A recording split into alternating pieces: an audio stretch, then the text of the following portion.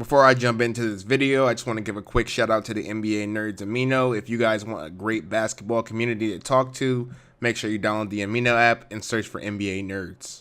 What's up YouTube, it's Shanti Hall here, and for today's video I want to give you guys my predictions for the Boston Celtics this upcoming season. And in my opinion, this is one of the more interesting and deep teams in the NBA, so we have a lot to talk about. So jumping right in, the first thing that I want to look at is the Celtics roster. And to me, the thing that jumps off the page when looking at this team is how insane their depth is. I mean, you have Kyrie Irving, who's coming back from an injury, but when he's healthy is easily one of the best guards in the NBA. And then there's also Gordon Hayward, who's coming back from a really nasty injury as well, but if he is healthy, then he's an all-star level talent, especially in the East. You also can't forget Al Horford, who was an all-star last year and to me is an extremely underrated player. He's an extremely solid playmaker and has been a big part of why the Celtics defense has found so much success. That's 3 all-star players, and that should be plenty to get you out the East, but the Celtics team goes so much deeper. They still have 2 young stars who haven't been all-stars yet, but that could change even as soon as next season. Jason Tatum really shined for them as a rookie last year, and Jaylen Brown made a huge jump from his rookie to his sophomore season.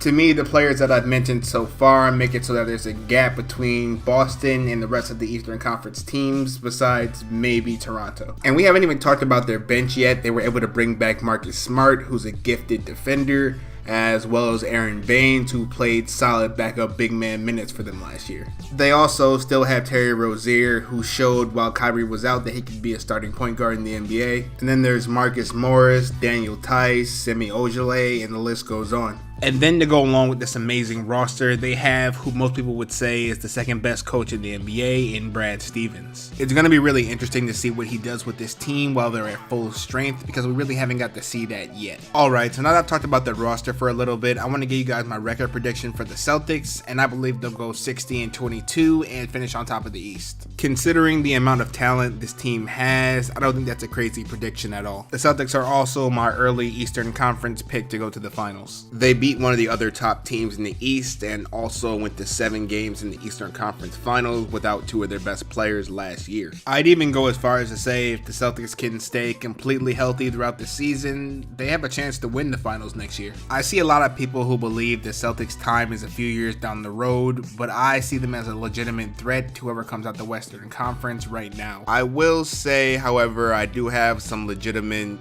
questions about this Celtics team. The biggest of which is definitely injury. Gordon Hayward is coming back from that really nasty break in his first game with the Celtics, and we don't know how he'll return exactly. And Kyrie Irving just had knee surgery, and he's very injury prone as it is.